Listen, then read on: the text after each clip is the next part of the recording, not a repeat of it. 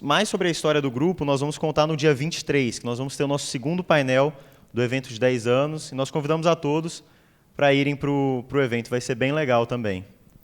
Bom, agora, começando a primeira parte do painel, nós temos como convidado a Florian Bartunek, que teve passagem pelo Pactual, é um fundador da Constellation, que atualmente é um dos maiores fundos de ações long only do Brasil. Dentro da própria história do Polyfinance, já tivemos vários membros que passaram pela Constellation, e atualmente é uma das empresas que mais possui membros, ex-membros aqui do grupo. Recentemente, a Júlia, vice-campeã do Constellation Challenge 2022, entrou lá como estagiária. Além disso, temos o Henrique Aquino, que foi vice-campeão em 2019 como analista, e o Natan, que está há mais tempo na Constellation, desde 2018. Foi campeão do Constellation Challenge 2018 e atualmente é um dos sócios dentro da Constellation. Então, é uma casa que a gente tem muito contato, é uma casa que a gente tem muita admiração, e é uma honra ter você, Florian, aqui falando com a gente. E a gente preparou algumas perguntas que a gente gostaria de fazer, e acho que podemos começar agora o painel. Então, Florian, antes do senhor fundar a Constellation, o senhor passou 9 anos no Banco Pactual. Como é que foi essa decisão de sair e criar o próprio fundo de investimento, e quais foram os principais desafios para botar essa ideia de pé? Pronto. Bem, obrigado pelo convite. Eu sou um super fã das ligas de mercado financeiro, desses grupos. O trabalho que vocês fazem é incrível. Na minha época, eu me formei em 90 e não tinha nada disso. É uma pena que não tinha, porque eu teria aprendido muito mais. E a gente percebe isso quando a gente recruta, seleciona as pessoas na empresa, assim, tipo as pessoas que vêm de ligas e tal, vêm melhor preparadas, né? E tal, são um pouco mais interessadas e tal, na média, né? Sempre tem de tudo e tal. Então, eu sou um super entusiasta das ligas, desses grupos. Como vocês falaram, a Constellation sempre quer estar perto, sempre quer ajudar, porque é legal para a gente. A gente tem uma cultura assim de aprendizado. Tem uma série que eu assisto, acho que eu e muito poucas pessoas me chamam, porque está na 40ª temporada, que é Grey's Anatomy. E esse negócio, lá é um hospital que é um learning hospital, que é um hospital escola, né? Eu costumo dizer que a Constellation também é uma empresa escola, uma gestora escola. As pessoas participam, sabe assim, nessa série, assim, vai fazer uma cirurgia, chama o estagiário para olhar assim, a cirurgia. É a mesma coisa da Constellation. Tem uma reunião com o empresário, alguma coisa, se der, a gente chama os mais jovens para participar e tal. Então, e a idade média da empresa hoje deve ser, eu nunca fiz a conta, deve ser 20 e poucos anos, né? Então, que é super legal e tal. Em relação à tua pergunta, porque eu saí do Pactual da Pactual e eu acho o seguinte, eu acho que naquela época também, isso foi em 98, houve não uma cisão, mas assim, algumas pessoas tinham saído do banco, estavam saindo do banco e tal, né? E eu, sei lá, eu queria fazer uma coisa diferente, já tinha estado há 8, 9 anos lá, adorava o banco é incrível, sempre foi, né? Continua sendo. Tá? Mas eu queria fazer uma coisa diferente. E aí, em São Paulo, é o lugar que estava conhecendo mais coisas, a gente estava no Rio e tal, e acabei mudando, saindo de lá. Eu lembro que você sempre tem uma dúvida, né, assim, quando você sai de um lugar desses, que você nunca sabe se você que está ganhando dinheiro, se você é bom ou se você está lá e a empresa é boa, né? Então, será que eu sou bom mesmo ou se eu estou aqui porque eu estou no Pactual que tem, sei lá, 15 analistas, tem trader, tem o Paulo Guedes como economista, o André Jacuzzi como trader, o Luiz César Fernandes como empresário. Então. E eu saí de lá e, caí numa sala de reunião, assim, tipo, fui começar um negócio meio lá com o Jorge Paulo, Lema, no Beto e Marcel, e eu comecei numa sala de reuniões. Não tem lugar, vai numa sala de reuniões. Era eu, um computador, numa sala de reuniões. Assim, tipo, eu saí do banco que tinha um pessoal incrível, né, para me ajudar, para sentar numa mesa sozinho e tentar ganhar dinheiro, né? E é meio aflitivo isso, né? Porque você nunca sabe se é que sou bom, tal, se é que não sou, né? E é engraçado que tem empresas, tem bancos que as pessoas que saem desse banco dão mais certo, e tem bancos que as pessoas que saem não dão tão certo assim. No banco 1, que as pessoas saem e dão certo, porque geralmente não é um espírito de time, é um negócio mais cada um por si. Aí o cara é bom, se o cara é bom lá, o cara é bom em qualquer lugar. E no banco 2, que é mais cultura de time e tal, o cara sai, ele não tem o time, né? Então eu não sabia. E aí acabou dando certo. Eu nunca fui muito engraçado, porque tem dois tipos de pessoas assim, nessas coisas. Tem o sujeito que quer empreender, é destemido, tem o sujeito que não é muito destemido. Eu sou da turma que eu não sou destemido, eu gosto de chefe, sempre tive bons chefes, tal, eu gosto de estar no grupo, estar no time e tal, né? Eu não sou aquele, vamos empreender, vamos fazer e tal, não sei o quê. Vai ser bom ter gente mais velha para te ajudar e tal, né? Até hoje eu tenho muito contato com meus ex-chefes e tal, meus mentores e tal. Então, saí, deu tudo certo, graças a Deus. E é engraçado que, quando você empreende, assim, você tem um certo medo, pelo menos eu tinha medo de algumas coisas meio prosaicas, tipo, puta, agora tem que ver computador, agora tem que contratar contador, agora tem que pagar folha, agora tem que não sei o quê, fazer rede e tal. E isso é mais fácil, você contrata 2 ou 3 pessoas, elas fazem isso para você. O mais difícil é você ganhar dinheiro, é chegar lá, ter contato, ter relacionamentos e tal. Então, no final das contas, deu tudo certo. O mercado ajudou, né? Mas, enfim, eu nunca quis empreender, assim, sendo bem sincero, sendo bem honesto. Eu acho engraçado que assim, os jovens, eles às vezes, porque por não saber, né, eu não sabia também, minimizam um pouco o valor que tem quando você entra numa cultura muito forte quando você é jovem, sabe? Assim, se minha filha me perguntar assim, pai, ela está na faculdade, está no 2º ano, você acha que eu devo sair daqui da faculdade e empreender ou você acha que eu devo trabalhar numa empresa grande? A minha tendência é assim, vai trabalhar numa empresa grande boa no começo, entendeu? Porque, obviamente, é uma empresa boa, né? Mas se você cair numa cultura tipo, a gente falou, né, BTG, Ambev, Itaú e tal, faz diferença no começo, sabe? Assim, porque você ganha repertório para gerir pessoas, gerir processos e tal. Então, quando eu fui empreender, eu tinha toda a cultura, os processos que eu aprendi no BTG. Então, foi mais fácil. Se eu tivesse saído do zero, é muito difícil, né? Porque você não sabe como fazer, não tem repertório, a palavra é repertório mesmo. Então, eu acho que assim, os jovens, às vezes, minimizam esse negócio. Nos Estados Unidos, eu acho que aqui também, mas nos Estados Unidos tem muito esse negócio do sujeito ficar alguns anos no banco de investimento, depois ir para um fundo, o sujeito ficar na McKinsey, numa consultoria, para depois ir trabalhar num fundo, ou, né, onde ele quiser e tal. Porque, e as empresas tipo McKinsey, Bain e tal, BCG, eles sabem disso, não tem problema, eles perdem algumas pessoas, né? Mas a pessoa vai lá para aprender e sai muito melhor preparada. Então, eu acho que acabou dando certo, porque eu levei uma cultura que eu aprendi no banco, no Pactual, e não fui do zero, batendo cabeça, tentando adivinhar como é que faz as coisas e tal. Boa. Se podemos passar para a próxima pergunta. Nos últimos anos, a gente viu um aumento de investidores, principalmente pessoas físicas, na Bolsa. E surge a questão, acho que em muitos de nós, que vamos atuar em áreas diversas, né? Estamos aqui, acho que principalmente engenheiros, mas que vão atuar em diferentes ramos de engenharia, consultoria, dentro do próprio mercado financeiro. Se faz mais sentido para pessoas como nós olharmos para o mercado de bolsa de valores de ações e escolhermos nossas ações, fazermos o stock picking ou delegar essa decisão para fundos de investimentos como a Constellation? É o seguinte, eu acho que investimentos é tão difícil quanto qualquer outra coisa, qualquer outra profissão. O problema é que não tem muita barreira à entrada, né? Eu costumo dizer assim que, tipo, se você quiser aprender a pilotar um avião, vendo o cara no YouTube jogando um simulador de voo ou tal, não sei o quê, não vão deixar você pilotar o avião, porque, cara, se você quiser, não é assistindo Grey's Anatomy que você vai entrar no hospital, já sei fazer, deixa eu operar aí. Né? Tem todo um protocolo, um processo. O mercado financeiro, não.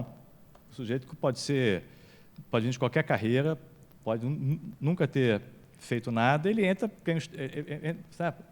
começa lá e começa a investir, ou até o próprio dinheiro dele, né? Você não vai fazer uma cirurgia em você mesmo. Cortei o dedo aqui, deixa que eu mesmo vou fazer o ponto. Você vai num pronto-socorro, você faz o ponto para você. O mercado financeiro, eu mesmo vou investir e tal. Então, o mercado financeiro é perigoso, de investimento em bolsa é perigoso, porque você está dando uma faca, sabe, para um jovem, e ele pode ser muito bom, mas pode ser ruim também. Então, essa não barreira à entrada, e sabe que a história? O sujeito lê um livro do Buffett, 2 livros do Buffett, acha que, é a Bíblia, achei a luz e tal, vou fazer igual a ele. Né? E ninguém lê 2 livros de, sei lá, como pilotar avião e acha que vai sair pilotando avião, né? Ou vai fazer cirurgia ou outras coisas. Né? Então, esse é um ponto. Segundo, Também ninguém chega e fala assim, pô, quer saber, eu acho que eu vou ser profissional de tênis. Vou fazer 2 aulas por semana, e aí, gastando, sei lá, 2 horas por semana, eu vou competir com o Nadal. O cara sabe que não é assim, o Nadal deve treinar 8 horas por dia, 6 horas por dia, alguma coisa assim, né? Mas no mercado financeiro, não. As pessoas, não, estou lendo os livros aqui, e tal, vou fazendo e tal, vai dar certo, né? Também não funciona, né? Então, a minha resposta é sempre o seguinte, olha, se você não se dedicar, não adianta que não vai dar certo. E se der certo no começo, às vezes até pior, porque o sujeito ganha confiança, vai crescendo, e aí ele quebra a cara, né? Se você quiser se dedicar, vale a pena, é super legal, porque é um super aprendizado, começar devagar, fazer direito, tudo que você faz tem que ser estudado, por que você fez, porque você não fez, porque deu certo, porque deu errado, né? Mas se você não tiver tempo, a melhor solução é sempre terceirizar, colocar no fundo ou passivo, que é bom também, ou colocar no fundo ativo. Se você for colocar no fundo ativo, como o nosso, você também tem que estudar. Não adianta, vou botar aí no cara que o cara é famoso, botar aqui no fundo fulano, ciclano, tal, não sei o que. Não, tem que estudar também. Por que esse fundo é bom, por que não é bom, né? Então, a minha resposta é, o teu retorno em investimentos é igual à dedicação. É natural. O sujeito que estuda na véspera para a prova aqui na Poli vai ter uma média menor do que o sujeito que estuda 3 horas, 5 horas, 6 horas por dia. Entendeu? Mas eu sempre me dei bem, tal, não sei o quê. Não vai dar certo. Entendeu? Eu sei que seja um gênio, mas são raros os casos, né? Então, eu acho que a ideia de colocar num fundo é ótima. Adoro a ideia também de você se dedicar. Quanto mais pessoas se dedicam a ações, está acontecendo no Brasil, tem milhões de pessoas, melhor é o país, porque as pessoas começam a se preocupar mais. Né? Porque, se você tem ações, não, vamos furar o teto de gasto. Opa, peraí, isso me interessa, porque, tem ações de, Ibovespa, Itaú, Vale, tal, não sei o quê. Peraí, cuidado aí, não vai. Se eu tenho ações de Petrobras, vão interferir na Petrobras. Opa, peraí, né? Então a gente tem até uma população mais engajada, porque se você não tem ações, você nem sabe o que se passa na Petrobras, mas você tem ações que começam a se interessar. Então, acho ótimo os jovens se interessarem, com o disclaimer de que esse negócio, assim, não pode ser fácil, né? Assim, as pessoas de sucesso ganham muito dinheiro e não pode ser fácil. E muita gente muito inteligente está nesse mercado, né? Então, não adianta a gente achar que a gente aqui meio no somebody love, aqui está meio na malandragem, vai conseguir. Não, perfeito. E ninguém é melhor para falar sobre isso do que o senhor. Em meio a muita competição que nós vemos hoje em dia, como uma asset como a Constellation consegue se diferenciar e se manter no topo, criando resultados consistentes no longo prazo? Eu acho que tem algumas coisas. Primeiro que você tem que ter um time muito bom, né, que está junto há um tempo, né? Afinal, nesse nosso negócio de serviço são pessoas, né? Para ter um time bom, você tem que ter uma empresa vencedora, de crescimento, que, novamente, é o Learning Hospital lá do Grey's Anatomy, né? Que as pessoas aprendam, participam, estejam engajadas e tal, né? Você tem que ter uma filosofia, não adianta ficar toda hora, agora tem que ser long short, agora é long only, porque agora ferrou o Brasil, agora não sei o quê. Não, tem que ter uma filosofia que você siga. Essa filosofia ela tem que te dar uma vantagem comparativa, né? Se você fizer o que todo mundo está fazendo, você vai ter o mesmo resultado. Se você fizer o que todos estão fazendo, você vai ter o mesmo resultado que todos estão tendo, né? Então, tem que fazer uma coisa diferente, né? Tem que ter um belo serviço aos clientes também, tem que ter uma boa base de clientes. E aí tem que dizer não, às vezes, para alguns clientes, porque não é o produto certo para o cliente, né? Então, tem que ter no final das contas, tem que ter um bom time. Para ter um bom time, tem que ser generoso, tem que ser um lugar que as pessoas queiram trabalhar, tem que ser um lugar que as pessoas tenham prazer em ir trabalhar, não é aquele lugar que o cara, amanhã é segunda-feira, eu tenho que trabalhar, tal, não sei o quê. Não, tem que ser um lugar que as pessoas gostem. Eu lembro que no Pactual eu tinha isso, e agora eu espero que no Constellation também tenha, que tinha muito jovem, né? Então, a gente ficava até tarde, todo dia, 10, 11 horas da noite, tal, principalmente na época de que saem os resultados, né, que precisa escrever o comentário. E, é uma turma, os melhores amigos praticamente, ficava aquele pessoal toda da mesma idade, lá às 11 horas da noite, tal, não sei o quê, papapá. E acho que na Constellation também tem um pouco isso. Então, acho que se você conseguir fazer isso, já está de bom tamanho. Assim, ter um bom time, atrair as melhores pessoas, ser generoso, ter consistência, ter uma filosofia vencedora, ter alguma coisa que te faça ser diferente, ter paciência. E, no final das contas, também, em geral, porque o negócio de ações é muito mais emocional do que qualquer outra coisa, né? Porque a informação é toda disponível, eu não sei nada mais de de Ambev do que o cara do lado, provavelmente. Muito difícil saber algo a mais, né? Tá tudo muito disponível, né? Mas, eventualmente, eu tenho um capital mais de longo prazo, eu consigo, quando a Ambev cai, eu consigo comprar, porque meus clientes estão aplicando, eu tenho mais paciência, quando a Ambev cai, eu não fico apavorado, pô, acabou o mundo, agora o mundo acabou e tal. Então, acho que, quando você tem um capital de longo prazo, um time bom e um emocional resolvido, acho que vai bem. Legal que você citou o Warren Buffett, e eu acho que é uma pessoa que muitos têm como modelo, inclusive aqui no Brasil, mas gostaria de saber um pouco mais sobre a diferença de ser um gestor, de administrar uma carteira aqui no Brasil, em que há mais estabilidade, há mais volatilidade, e em relação a um gestor dos Estados Unidos. Quais são as diferenças? O investidor brasileiro, por estar mais acostumado com ambientes de maior inflação, alta volatilidade, maior instabilidade, ele tem uma vantagem em ter uma resiliência maior? É o seguinte, eu acho que o brasileiro consegue ganhar dinheiro aqui, consegue ganhar dinheiro nos Estados Unidos e vice-versa também. A gente tinha antigamente esse negócio, lá nos Estados Unidos, porque a informação é muito disseminada, eu não tenho nenhuma vantagem e tal, né? E boa parte das melhores empresas do mundo estão nos Estados Unidos, né? Tipo, né, os modelos de negócio, Google, o próprio Facebook, Amazon, são modelos de negócio incríveis, né? E estão lá, né? Então, tem empresas legais lá e tem empresas legais aqui. Aqui as empresas têm algumas vantagens, como é um lugar muito difícil de competir, por conta da volatilidade da economia, barreira, regulação, né? Assim, cada município, às vezes, tem uma forma de cobrar imposto diferente e tal.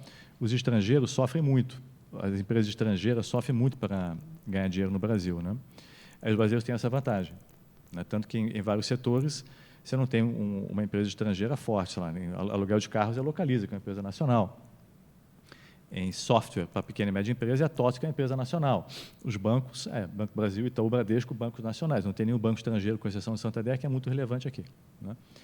Então, aqui a gente tem uma vantagem, que as empresas têm mais barreira à entrada, muitas delas têm margens melhores do que as lá de fora. Tem um pouco mais de volatilidade? Tem, que dependendo do ponto de vista é bom, porque você tem mais oportunidade de comprar coisas baratas. O Buffett fala assim, mas se você está comprando, sei lá, gasolina todo dia, você quer que a gasolina fique barata, né? Então, quando a bolsa cai, você tem que estar feliz. Legal, tem uma chance de comprar barato, né? Então, eu não vejo muita diferença. Eu acho assim, os bons gestores brasileiros, eu acho até tem excesso de bons gestores brasileiros para o tamanho do mercado de ações aqui no Brasil. Os gestores são muito bons, né? Os gestores brasileiros não devem nada aos gestores americanos, na média, né? E tal. Então, assim, os bons gestores brasileiros, eu garanto que sei lá, pegar alguns nomes, ordem alfabética, Atmos, Brasil Capital, Dínamo, Squadra, Velt e outros, que talvez Núcleo, tal, se esses gestores tivessem começado nos Estados Unidos, teriam tido muito sucesso nos Estados Unidos, talvez até melhor, né? Maior, porque lá as coisas são maiores, né? Então, eu não vejo barreira à entrada para ganhar dinheiro lá. Acho que o brasileiro é um pouco mais acostumado com volatilidade. Então, agora, nesse momento de juros subindo, os fundos multimercado aqui performaram muito bem, porque o gestor falou, inflação subindo, o juro sobe, eles apostaram contra. E o americano está um pouco ainda perdido, né? Então, eu sou um super fã dos brasileiros e acho que tem até excesso de competência aqui no Brasil, principalmente em bolsa. Bom, muitas vezes no Brasil, quando crises acontecem, alguns setores tendem a se consolidar. Uma das formas de consolidação é uma operação de M&A. Inclusive, o investidor Martin Escobari fala em seu livro que essa é uma das formas de empresas em ambientes turbulentos como o Brasil prosperarem no longo prazo. Como vocês da Constellation avaliam quando uma empresa do portfólio de vocês realiza uma operação de M&A? É o seguinte, a maioria dos M&As dá errado. Tem uma estatística, pelo que vale, sei lá, 80%, alguma coisa assim. Dá errado porque as pessoas superestimam as sinergias. Muitas vezes o management quer crescer, quer fazer um negócio maior e tal, não sei o quê, vão fazer grande e tal, não sei o quê, né? Então, os motivos não são os motivos corretos, né? As pessoas superestimam não só a sinergia de custo, mas também o cross-sell. Tipo assim, mas se eu vendo, sei lá, se eu vendo cerveja, se eu comprar uma empresa de chiclete, é óbvio, eu vou lá no bar, vou vender cerveja e chiclete. E não necessariamente, né? Se eu tenho aqui banco, sei lá, uma empresa de cartão de crédito, é claro que o cara vai querer um seguro também. Né? E não necessariamente o cliente quer. O cliente está feliz com o seguro dele, não vai só ter um seguro só porque ele tem o cartão de crédito, ou estacionamento, né? ou a conta corrente. Então, a maioria dá errado. Então, a gente sempre olha com o pé atrás quando tem uma M&A, uma fusão, alguma coisa assim. Né? Depende muito, às vezes, do preço pago, do momento, né? Assim, porque, às vezes, o que acontece? A empresa que a gente investe tem um múltiplo, né? Preço-lucro, Fund Value EBITDA muito alto. Se ela paga em ações, ela está usando uma moeda cara para comprar outro ativo. Às vezes ela paga em dinheiro, aí pode ser pior e tal. Então, a gente analisa, vê por que não gosta muito, porque, normalmente, poucos fazem sentido, a maioria dá errado. Então, a gente tem que avaliar como qualquer decisão, mas assim, a decisão mais importante do management, geralmente, é a alocação de capital. E essa é uma decisão de alocação de capital. Né? Assim, na nossa cabeça, assim, para o investimento ser bom, o setor é fundamental, não adianta você ter uma empresa boa no setor ruim. Se o setor é ruim, é difícil a empresa ir bem. Né? Se o setor tem muita competição, tem vento contra, é difícil. Né? O e-commerce brasileiro é um setor que está difícil hoje em dia, muita competição. Né? Aí depois é o management, e uma das principais decisões do management é a alocação de capital. É onde é que ele vai mandar o dinheiro, vai pagar dividendos, vai fazer recompra, vai fazer uma aquisição. Né? Então, o management não basta ser um bom operador, ele tem que saber como usar aquele dinheiro. Né? E um M&A, uma fusão, uma aquisição, é uma forma de usar o dinheiro. Né? Sobre crises, qual que você acredita que seja o maior aprendizado que se possa ter na gestão de ativos quando se passa por uma crise e como utilizar esses aprendizados passados no momento como estamos vivendo agora, como a guerra da Ucrânia e outras instabilidades geopolíticas? Eu acho que não pode ter leverage, alavancar de jeito nenhum, porque é o que quebra. Não pode ter alavancar de jeito nenhum, porque é o que te quebra, ou te faz vender ativos baratos no momento que você não quer vender, que você quer comprar, você tem que vender porque você está alavancado. Né? Essa é uma lição. A outra lição é que, eu não sei se serve para alguma coisa, mas assim, que a maioria das coisas ruins não acontece e as coisas acabam se ajeitando. Né? Sabe aquela história das 10 coisas que eu achei de ruim que fosse acontecer comigo, que eu fiquei preocupado, perdi o sono, 9 não aconteceram, eu perdi o sono à toa. Não significa que você não precisa se preparar, ter um portfólio balanceado, né? Porque algumas acontecem, né? Mas sabe, como é que é? Os economistas preveram 9 das últimas 5 crises, sabe? Então, acho que tem que ter um portfólio balanceado. Você constrói assim, você vai sofrer ou não na crise no portfólio antes da crise. Então, se você tem um portfólio balanceado, bem equilibrado, a crise vem e você vai bem. A gente tinha um portfólio muito bom antes da Covid. Então, a gente entrou na crise da Covid tranquilos em relação ao portfólio, né? Porque ele estava balanceado antes. Né? Então, a questão é sem leverage, portfólio balanceado, não se apavorar, ter uma meio a crise, né? Quer dizer, saber o que, se acontecer alguma coisa assim, o que eu faço. Outro desafio é que, no livro do Peter Lynch, aquele One Up on Wall Street, tem uma passagem que ele fala que é muito legal, que ele fala o seguinte: eu não sei qual que era o povo, mas os maias, os incas, moravam na costa e veio um tsunami. Acho que esse microfone não está muito bom, né? Aqui, melhor. Está funcionando. Esse está melhor, né? Eles moravam na costa, veio um tsunami, matou metade. Eu falei assim, então vamos agora para as árvores, porque aí quando o próximo tsunami vier, a gente está bem. Aí veio um fogo, caiu um raio, matou outra metade. Assim, então vamos para as montanhas, porque ali não vai nem pegar fogo, né, porque é meio pedra e tal, não vai ter tsunami. Aí veio um terremoto, matou outra metade. Então, assim, as crises geralmente são surpresas. Ninguém previa o Covid, ninguém previa. Teve uma crise numa época numa gravação do Temer, que acabou não sendo nada, mas teve uma queda ali, ninguém previu também. Ninguém previu a guerra da Ucrânia e da Rússia. O Brexit, que também foi uma crise momentânea, foi uma surpresa. Né? Então, assim, boa parte das crises são surpresa. Então, não adianta também querer adivinhar o que vai acontecer. Você tem que ter um portfólio que, quando você sabe que vai ter uma crise, você sabe que todo ano a bolsa cai uns 10%, 15% em dólar, de um pico em algum momento, com uma coisa que você não sabe qual vai ser. Então, acho que a estratégia tem meio um portfólio. O livro chama Antifrágil, acho que é o título, mas não sei se o título é esse, mas acho que a ideia é essa, no Nassim Taleb, que fala muito sobre isso. Eu tenho um portfólio antifrágil que, quando vem uma crise, você consegue navegar melhor.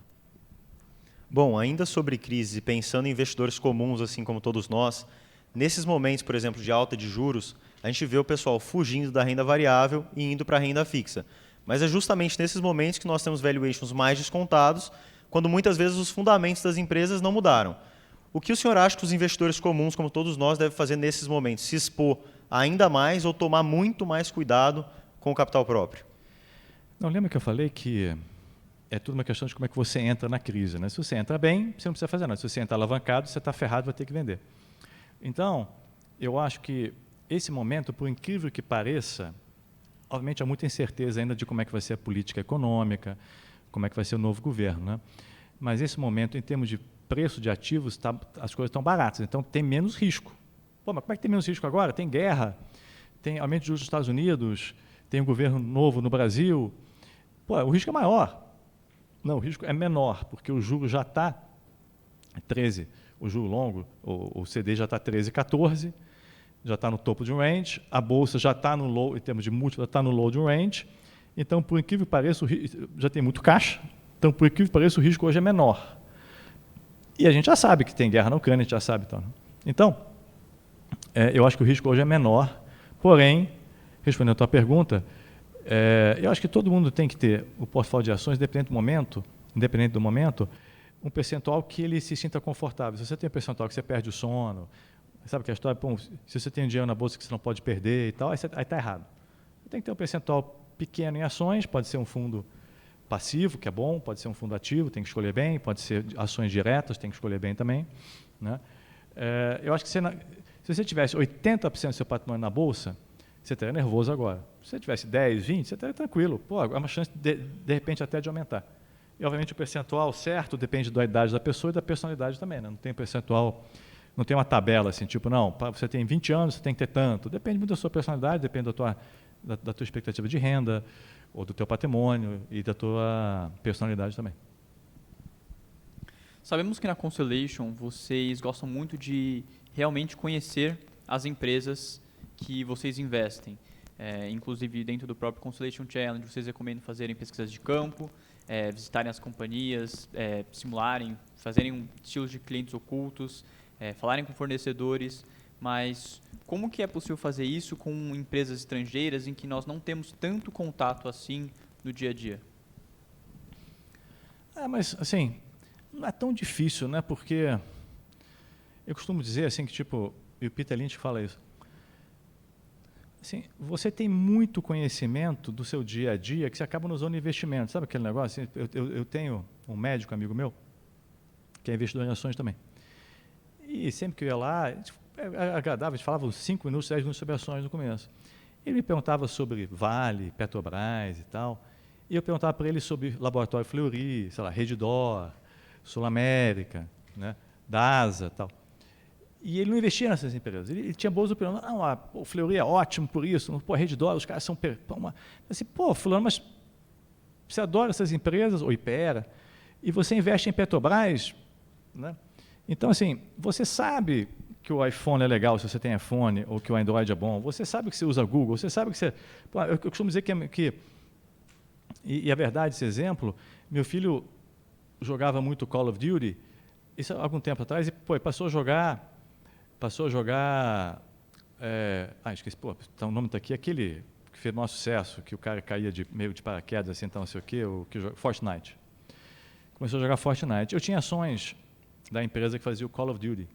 Ele falou assim, pô, filho, você não estava jogando o Call of Duty? Eu falei assim, não, pai, agora estou jogando Fortnite. Eu falei assim, e ferrou, entendeu? Na verdade, aí vendi as ações, sério, isso é verdade. Juro. Minha filha, de uma época, parou de usar o Snapchat. Eu falei assim, meu amor, você não estava usando o Snapchat? Não. Estou usando agora o Messenger no Instagram, não sei o quê, papapá. Então, vocês, ou nós, consumidores, a gente tem muito mais informação do que a gente imagina, e às vezes não usa. Então, minha filha, em vez de, comprar a ação do Facebook ou do Instagram, talvez ela estivesse comprando Petrobras, porque sei lá por quê, entendeu? Então, eu não acho que é tão difícil você ter essas opiniões lá fora. Você percebe essas coisas acontecendo. Sabe? De uma hora para outra, você vê todo mundo com aquele tênis on. Você vê aquilo, entendeu? Então, deve ter alguma coisa ali, deixa eu pesquisar. Entendeu? Não é tão difícil assim. Obviamente, é diferente, não dá para... Aqui no Brasil, a gente, sei lá, eu tenho, né, o estagiário lá, ele é representante Natura e Avon. Né, e, pô, faz diferença. Parece que é besteira, mas faz diferença, porque pô, os da Natura vinham todos embaladinhos direitinho, na data certa, os Avon vinham por data errada, vinha produto errado. Tá? Então, você tem uma percepção boa de qual é melhor. Né? Mas dá para fazer também, assim, os bons investimentos muitas vezes estão na tua frente, assim, sabe? Pensa assim, pô, o que eu estou usando, o que está crescendo, o que eu vejo meus amigos usando, o que eu vejo meus amigos usando menos. E funciona. Bom, nós vemos alguns investidores lá fora, muito famosos como Warren Buffett, que tem uma pasta intitulada Too Hard, que são companhias ou setores muito difíceis para compreender, ou situações que têm muita complexidade, ou simplesmente que não vale a pena perder tempo olhando uma oportunidade ali, sendo que você poderia gastar esse tempo olhando outra oportunidade. O senhor pensa na mesma linha que eles? E se sim, como nós podemos identificar quando uma companhia entraria na Too Hard? Não, eu concordo 100%. Eu acho que tem... Assim, o ser humano... Assim, o mercado de ações, ele não te paga por complexidade. Sabe assim, tipo... Pô, quanto mais... Sabe assim, acho que engenharia também é assim, tipo, não fazer negócio complexo, blá, blá, blá, pô, cara, não precisa, cara. O Einstein falava que era assim, tipo... Eu não sei exatamente qual que era, mas assim, tipo, é o cara inteligente, super inteligente, gênio, sábio e simples. Sabe, o cara lá é o cara pensa simples, faz as coisas simples e tal, não sei o quê, entendeu? É mais importante que o sábio, o gênio, inteligente e tal, não sei o quê, né? E tal. Né? Então, assim, não precisa, assim, o mercado não te paga por ser um negócio difícil, não difícil. E é engraçado, né? Porque assim, você pega a Poli, né? Eu imagino, né? Vocês me corrijam, mas assim, aqui é o seguinte, se o sujeito, se aluno ou aluno estudar, é o que eu falei antes, estudar muito mais que o outro, e os dois sejam, em termos de inteligência emocional, muito parecidos, tal, não sei o quê, a minha nota vai ser melhor. Né? Então, assim, tipo, então, peraí, quanto mais eu estudar, provavelmente, melhor vai ser a minha nota. Não é tudo mais constante. Obviamente, tem gente que estuda, não aprende, tem gente que não estuda, mas capta na aula, mas, assim, na média, se eu estudar 10 horas, estudar 1 hora, a minha nota deveria ser melhor que a sua, né? Em geral. Né? E no mercado financeiro não é assim, entendeu? Aí, inclusive, tem muita gente que é muito boa academicamente que vai muito mal no mercado financeiro e se frustra. Assim, como é que pode? Eu sou PhD em economia, sei lá, em Chicago, pós-PhD, sei lá onde, e tem um cara aqui do meu lado que nem faculdade fez e ganha mais dinheiro que eu. Né? É o que tem a questão emocional também, né? Então tem que tomar cuidado com esse negócio de que, tipo, quanto mais eu sei, mais dinheiro eu vou ganhar, porque também não adianta você saber muito sobre coisas que não são relevantes. Né? Então, é o negócio do simples. Né? Geralmente são 2, 3 coisas que fazem diferença nas companhias, e as pessoas ficam gastando tempo com 10, 15, 20, 30. O gênio, ou o cara que está lá, o simples, é o cara que detecta aquela 1 ou 2 coisas que fazem diferença. A gente tem um canal de YouTube que a gente não atualiza há muito tempo, mas assim, a gente tem lá um curso de ações e tem umas entrevistas uma entrevista que minha filha fez com o Jorge Paulo, que a gente parou depois por causa da pandemia, e que ela pergunta para ele qual as coisas que o Jorge Paulo aprendeu com o Warren Buffett, com o Bill Gates e com o Federer. E ele responde lá assim, os caras pensam simples, eles veem 1 ou 2 coisas importantes. Né? Sabe aquele sujeito que está na reunião, não fala nada, mas a única coisa que fala é exatamente aquilo que é o mais importante. Né? Então, o Too Hard Pile, quando o negócio é difícil, não dá para ver o que é o importante, tal, não sei o quê, cara, parte para outra. A não ser que você queira, sei lá, é um desafio, eu quero pelo prazer do desafio. Tudo bem, mas não significa que vai ganhar mais dinheiro. O sujeito que comprou Raio do Brasil, VEG, Localiza, Itaú, Ambev, BTG ganhou mais dinheiro nos últimos 10 anos do que o cara que compra, vende, faz opções e não sei o quê, agora é Petrobras, agora Vale, agora vou não sei o quê, vou comprar, sei lá, Get Ninjas, porque não sei o quê, não, agora eu vou para Enjoei, agora eu vou para Espaço Laser, esse se ferrou todo ao longo do caminho. Mas assim, é que é contra-intuitivo, você mas peraí, Se eu pegar R$ 1.000 e comprar ações de Raia Drogasil, ficar 10 anos, eu vou ganhar mais dinheiro do que se eu ficar comprando, vendendo derivativo, fazer algoritmo? Vai, provavelmente, né, na média. É difícil, né? Porque você não é treinado para isso, entendeu? Ninguém te treina aqui para dizer assim, não, cara, faz o simples, tal, não sei o quê, tal. Não, vamos fazer um negócio complexo, que não sei o quê. Só que às vezes fica complexo demais e você até se enrola, né? Então, assim, desculpa a resposta longa, mas isso é importante, entendeu? Assim, o cara que comprou Raia Drogasil e esperou, ganhou mais dinheiro, provavelmente, do que aquele que fez, o fera mundial de derivativos, que, sabe de cor, o livro mais chato que eu conheço, que é o livro do Hu, que é um livro de opções, insuportável o livro, e o cara leu aquele livro 10 vezes, sabe de cor, e eu falei assim, eu li o Hu 10 vezes, então eu vou ganhar muito mais dinheiro do que o sujeito lá que, o cara só comprou Raia Drogasil e não fez nada. Não, provavelmente quem comprou mais e escolheu bem as empresas ganhou mais dinheiro. Indo nessa linha também de investimentos e procurar boas empresas, você tem algum caso interessante que você viu durante a sua carreira de que havia um bom investimento que, na cabeça de vocês e do analista da Constellation, era um bom investimento, mas o mercado não via dessa maneira, um investimento contrário?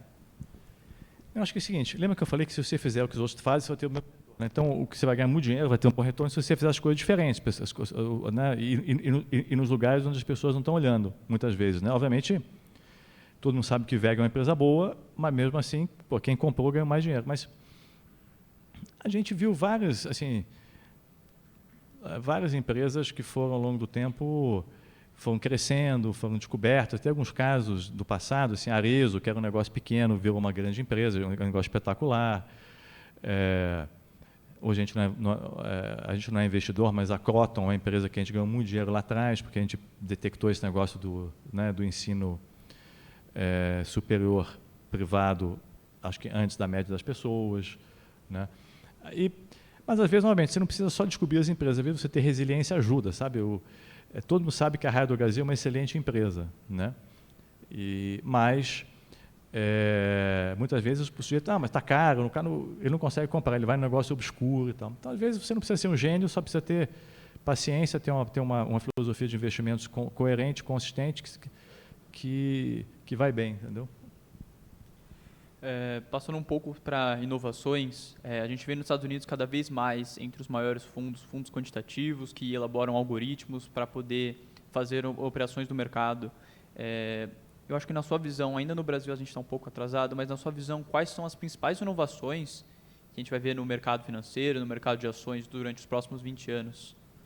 É o seguinte, eu acho que o mercado financeiro ele cobrou muito, por muito tempo, e meio que tudo bem, entendeu? Cobrou caro demais por muitas coisas, tanto produtos financeiros quanto fundos, né? Também a inflação era outra, a taxa de juros era outra, era outra, né, outro patamar de juros, de inflação e tal, né? Então, eu acho que a gente está vivendo já uma redução de custos generalizada nos produtos financeiros, inclusive fundos, que eu acho, de certa maneira, correto. Se você não gera valor, não deveria cobrar um FII muito grande. Eu acho que isso é um desafio para todo mundo, né? Por outro lado, também ficou tudo muito mais caro, pessoas são mais caras, compliance é mais caro, cybersecurity é mais caro, né? Hoje é muito mais caro você fazer uma asset do que era há 20 anos atrás. 20 anos atrás, 3 pessoas com Bloomberg estava bom, não precisava nem de Bloomberg, fazer com broadcast, né? Hoje em dia é mais caro, tem que ter compliance, tem que ter... você está muito mais regulado e tal. Então, acho que uma tendência é a redução de custos. Acho que a tendência dos algoritmos, eu acredito muito naquela frase que um computador ganha do humano, né, em muitas coisas. Agora, um humano com o computador ganha do computador, sabe? Então, eu acredito muito nisso. Então, eu acho que, e como o mercado de ações tem muito a ver com emoções, e as emoções são as mesmas nos últimos, 8.000 anos, e tal, o ser humano continua igual, porque o ser humano continua... Porque a gente carrega esse negócio no nosso DNA até hoje, né? Esse medo de... Né, você está andando, tem um tigre e tal, não sei o quê, se carrega até hoje, né? Essa vontade de estar junto das outras pessoas, se carrega isso até hoje, porque, né? Se você... há 4.000 anos atrás, se você ficasse sozinho da sua tribo, você estava morto, você não conseguia caçar, não conseguia fazer nada. Então, a gente quer estar junto das pessoas, se a ação está subindo, está todo mundo comprando, a gente quer estar junto. Essas coisas que a gente carrega no nosso DNA. há milênios, elas vão continuar nos próximos milênios, então o ser humano sempre vai ser emocional e essas coisas sempre vão acontecer. E, então, eu acho que os algoritmos vão te ajudar, mas com os algoritmos também geram uma volatilidade errada, sabe assim, tipo o momentum trading, todo mundo vai atrás de as ações começam a subir, os algoritmos compram, as ações começam a cair, os algoritmos eles vendem e tal. Então, eu acho que vai ter muita coisa, mas no final das contas, acho que a gente usa a máquina para nos ajudar, mas acho que não vai substituir não, porque as emoções ainda vão ser mais importantes e vão gerar essa volatilidade do mercado. Bom, o senhor tem um grande envolvimento assim com instituições filantrópicas como Fundação Estudar, Fundação Lehman. Como o senhor vê a importância da filantropia dentro do mercado financeiro e por que ela é fundamental? Assim, eu acho que a gente se surpreenderia com a importância que as organizações do terceiro setor têm no Brasil. Assim, a gente vai nos lugares, poxa, isso aqui é um hospital bancado por não sei quem, isso aqui é uma escola bancada por não sei quem, então, não sei o quê, né? E é importante, acho que é um modelo ideal, obviamente. O grande orçamento, o grande impacto está no setor público, né? Então a gente precisa ajudar o setor público também, né? Acho que o mercado financeiro, acho que o brasileiro não tem muito a prática de filantropia, por mais que você tenha fundações enormes que fazem um trabalho incrível, Bradesco, por exemplo, Itaú e outros, né? O BTG, né? Lançando a escola agora aqui do lado, né? Então você tem um engajamento cada vez maior. Não tem a tradição tão forte quanto tem nos Estados Unidos, por vários motivos, mas eu acho que cada vez mais as empresas começam a perceber que não adianta você, sabe, ser rico no país pobre, ter uma casa bonita no bairro degradando, e que o empresário também tem responsabilidade. Assim.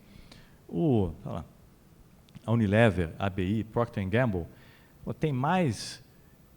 pode ter mais influência do que um governo, porque a quantidade de clientes, o orçamento dessas companhias, onde elas chegam, o impacto que elas têm é maior que muitos governos. Então, no final das contas, a sociedade, elas têm, a gente pode discutir o quanto, mas as empresas também têm uma responsabilidade. E o consumidor, o funcionário, né, o colaborador exige isso cada vez mais. Então, eu acho que a filantropia vai ser cada vez mais importante e a gente tem que ajudar, porque eu fui ajudado, também quero ajudar, né? Então, eu me envolvo muito com essas fundações, porque eu fui ajudado e quero ajudar também. Eu acho os amigos da Poli um negócio espetacular. O que eu acho mais legal, quer dizer, o que eu acho muito legal, também é o racional por trás, né? Assim, poxa, seu Roberto Setúbal, né? Que é um politécnico famoso, seu Luiz Stuberger e tal. Você estudou na Poli, a Poli foi importante, a Poli foi o máximo, adorava aquilo, foi super importante na minha carreira e tal. Poxa, você estudou de graça. Não, eu estudei de graça. Então, por que, se ela foi tão importante, fez a diferença, por que você não pega aquele valor que você teria gasto se fosse uma privada e doa, né, para os amigos da Poli? Tá? Então, acho iniciativas como os amigos da Poli espetaculares. Né? Caminhando mais para o final aqui do nosso painel, falar um pouco mais sobre o Constellation, que foi pioneiro nessas competições acadêmicas, universitárias, de Equity Research, atualmente a maior competição nacional aqui no Brasil, e que cada vez mais a gente vê outras instituições fazendo desafios em áreas diferentes do mercado financeiro. Como é que vocês veem esse cenário um pouco mais para o futuro e como a Constellation pensa em se manter com essa relação com os universitários através do Constellation Challenge? É o seguinte, eu tomei cuidado com esses desafios, porque eu vejo a qualidade é incrível do que vocês fazem, né? Mas tem que tomar cuidado para você acordar um dia e falar assim, caramba, minhas notas estão piorando porque eu estou no desafio da Constellation, do Itaú, do Bradesco, da LTS, da JGP, da não sei quem, não sei o quê, o cara só vive para fazer esses desafios, né? Tem que, né? Aí a nota vai assim, aí o sujeito vai procurar um emprego, não, porque eu fiz o desafio tal, mas tuas notas estão ruins, desculpa. Mas eu fiz os desafios todos, achei que fosse... uma nota importante, né? Então, porque eu vejo assim, a dedicação é incrível, o negócio assim, caramba, né? E daqui a pouco tem que tomar cuidado também para, vamos fazer um negócio sobre Amazon. Daqui a pouco, falei com o presidente dos Estados Unidos para ver qual é que ele estava achando, consegui falar com o Jeff Bezos, aí consegui falar com... Aí viajei o mundo inteiro, não sei o que, toma cuidado para não gastar tempo demais com isso, acho que tem que ser eficaz e eficiente, né? Então, eu sou um super fã dos desafios, mas tem que escolher bem quais fazer, para também você não viver só fazendo desafios e afetar negativamente a sua vida acadêmica, que é o mais importante, né? E tal. Como eu falei, assim, na Constellation, a gente quer que seja uma coisa boa para o aluno também, não é só, toma a empresa, manda para a gente avalia aqui. Não, tem palestras, tem aula, tem né, live com as companhias e tal. Então, eu espero também que a gente espera que o aluno saia do desafio melhor preparado, que aprendeu alguma coisa, tal. Não é só para botar no currículo, não é só para fazer uma entrevista melhor e tal, porque ele também sai e diz assim, puxa, eu aprendi alguma coisa, eu fiz o Constellation Challenge, aprendi alguma coisa. Então, esse é um das nossas principais objetivos, e que seja uma empresa legal, que seja interessante para ele também, sabe, assim, que você, poxa, legal, aprendi, me engajei e tal. Então, acho que vai ter acho que, não sei se vai ter cada vez mais, porque dá trabalho também, dá um trabalho grande lá na Constellation fazer esse negócio, ocupa muito tempo de muita gente, mas eu sou super fã e escolheria um ou dois para não ficar vivendo disso e as notas sofrerem, sabe? Bom, indo aqui então para a nossa última pergunta aqui do evento, o senhor teve uma longa carreira no mercado financeiro. Se o senhor pudesse voltar para o Florian de 20 anos, que assim como todos nós, estaria entrando no mercado financeiro agora, e pudesse dar um conselho para o Florian de 20 anos, qual seria esse conselho? É o seguinte, eu tenho várias coisas, vou tentar sumarizar rápido. É o seguinte, primeiro, a maioria das coisas você acha que vai dar errado, não vai dar errado, então calma, se prepara, mas calma, vai dar tudo certo, se você se preparar, né? Também não pode ser, não, vai cair tudo do céu. Se prepara, tudo certo. Segundo, a preparação, o talento é supervalorizado, o cara é talentoso, vai dar tudo certo, e a preparação é subvalorizada. As pessoas, os bons profissionais se preparam muito, então não é no talento, o cara, o Neymar vai lá e faz, não, o cara treina, estuda, o técnico olha, tal, não sei o quê, não é assim, o Federer, ele olha, vai jogar com fulano, ele estuda o oponente, ele treina, né? Então se prepare, né? Não acha que o talento, mas eu sou talentoso, eu sei, eu capto as coisas, não, se prepare bastante. Terceiro, escolha muito bem o lugar que você vai entrar, porque faz toda a diferença, né? Isso é um lugar muito legal. A Sheryl Sandberg falou uma frase uma vez numa conversa que eu achei muito legal, que falou assim, se te oferece lugar numa espaçonave, não escolhe o lugar, porra, entendeu? Até aqui, você quer trabalhar lá, na LTS ou na Stone? Não, mas você vai começar no back-office. Não, back-office eu não quero, eu fiz poli, eu quero ser trader. Cara, vai para a LTS, vai para a Stone, e lá dentro você vai se achar, é uma nave, entendeu? O BTG, ou qualquer outro lugar assim, desses lugares muito bons. Eu tenho medo de falar dos lugares, porque eu esqueço outros e as pessoas podem ficar chateadas, mas vocês sabem, né? Então, assim, quer um lugar legal, tem uma chance de lugar legal, entra no lugar, depois você se acha lá dentro, não fica escolhendo demais, né? Quarto, quando você começar, primeiro que as pessoas falam assim, não, eu vou lá para aprender. Sim, mas não é, quando você começa na carreira, não é muito em relação a você, é em relação com como você ajuda o outro, como você ajuda o teu chefe, sabe assim, as pessoas querem olhar aquele sujeito, aquela pessoa que fala assim, tipo, olha, ela me ajudou muito, ela está me ajudando, não é assim, tipo, como é que eu posso me dar bem? Não, como é que eu posso fazer os outros se darem bem?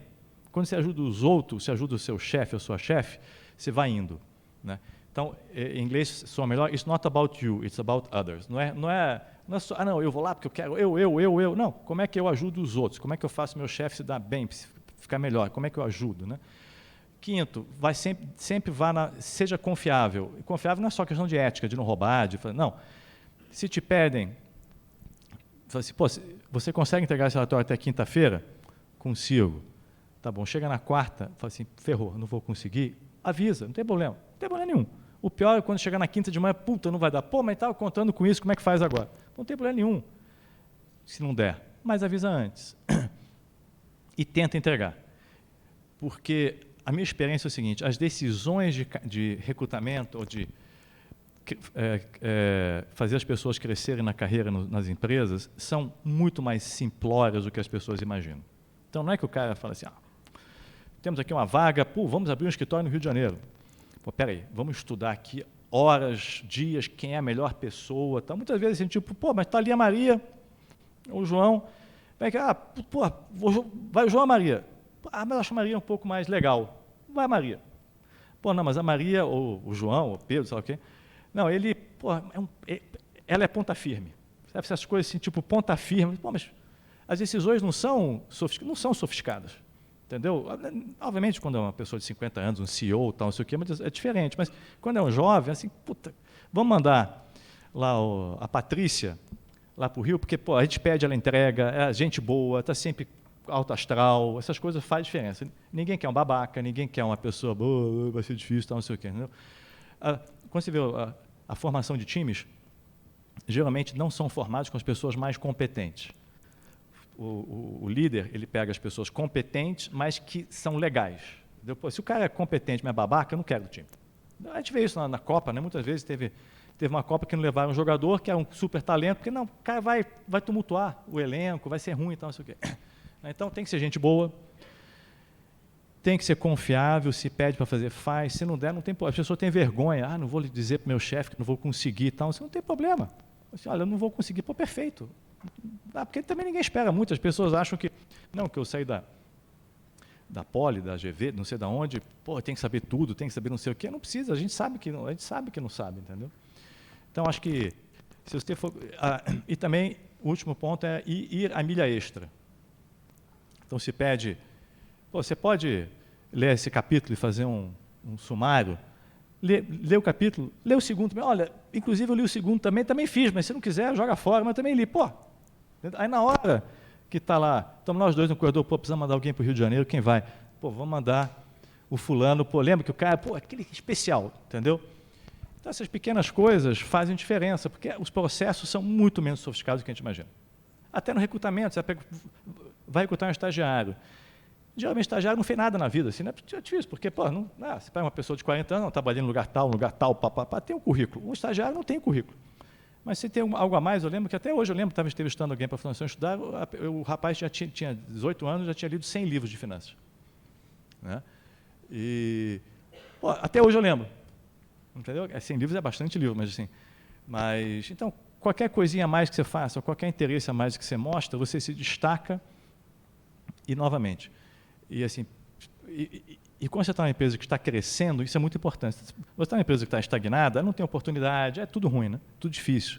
Mas você está numa empresa que está crescendo e você se mostra como uma pessoa proativa, que faz mais, que corre atrás, confiável, cara, o céu é o limite, não tem como. Pô, eu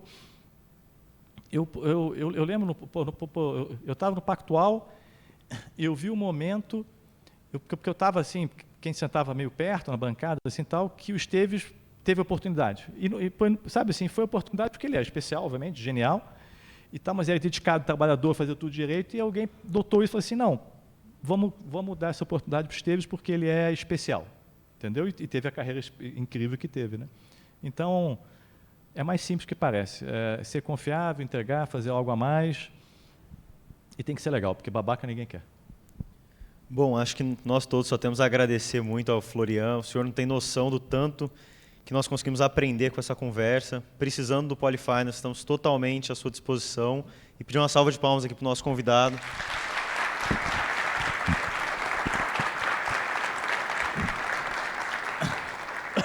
Não, eu queria agradecer a vocês também. E nós precisamos de vocês, porque o futuro da Constellation, o futuro do Brasil é de vocês, né? Vocês que vão estar tocando os fundos, vocês que vão estar fazendo as leis, vocês que vão estar fazendo, né, tocando as coisas, as empresas, tal.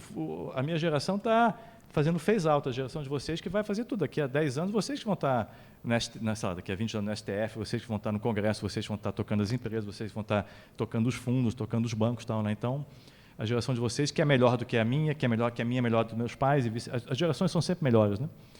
Então, a geração de vocês que vai fazer a diferença no Brasil, com certeza. Legal? Obrigado, pessoal.